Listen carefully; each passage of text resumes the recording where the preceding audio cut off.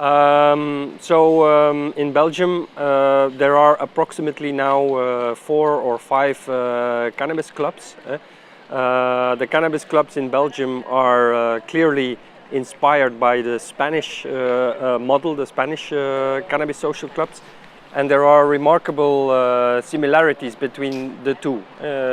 Like in Spain, the cannabis movement has made use of some grey legal areas in the legislation, and for example in Belgium the drug legislation now allows one adult to have one female cannabis plant, and that's why these Belgian cannabis social clubs argue if one person is allowed to have one plant, then 50 people can have 50 plants and grow them together. So basically it's similar like in Spain. They make use of a legal area in the legislation. The clubs, in my opinion, are an interesting model to look at if you are interested in studying alternative drug policies, because of course in Belgium too, like in many other places in the world, there is a growing awareness that the war on drugs does not work, and that prohibition of cannabis creates criminality, criminal involvement, etc. So in the discussions about alternative drug policies, this model I think is really interesting to look at. In Spain, the governments have waited for a very long time to think about regulating the cannabis social clubs. But in Belgium, as in many other European countries, there are discussions about this war on drugs, which doesn't work, looking for alternatives. And of course, there's a long way ahead of us, but you can see that there is a growing awareness of the failure of the war on drugs, the need for a serious debate on alternative regulation.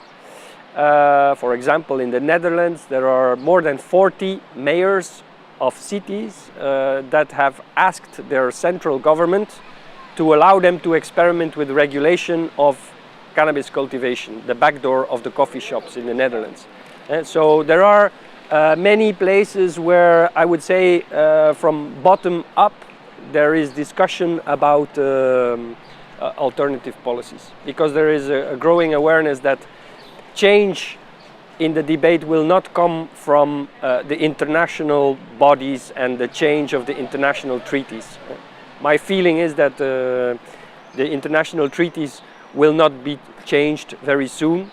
It's probably going to be changed when there is already a change in reality at the local level. You can see that at the local level, in cities, in regions, people are trying to look for solutions to get out of the discussion. We have waited for many years for a change on the international level, a discussion about the change of the international treaties, but more and more people realize that this is probably the last thing that will happen, and that change is going to come from grassroots initiatives, local experiments, local governments trying to be creative and try to find new models. You can see that in the Netherlands, where the Minister of Justice says we will not experiment with legalization of cannabis because the international treaties don't allow it. But you can see that the mayors of the cities are uniting. They have written a document which is called Joint Regulation, in which they ask for some space to have local experiments. You can see also in Belgium that there are discussions about the policy as it stands today, that it doesn't work, that we need to critically evaluate it. And so I think in the next years in several European countries you will see these things happening.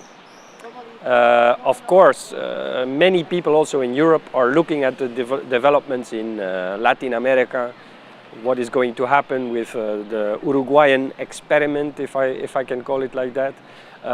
Everybody is looking at Colorado, at Washington. So the world is looking at these places to see if they can learn from it, and if some of these experiments are successful, then I think it will inspire other local authorities and national authorities to think more explicitly about alternative cannabis policies.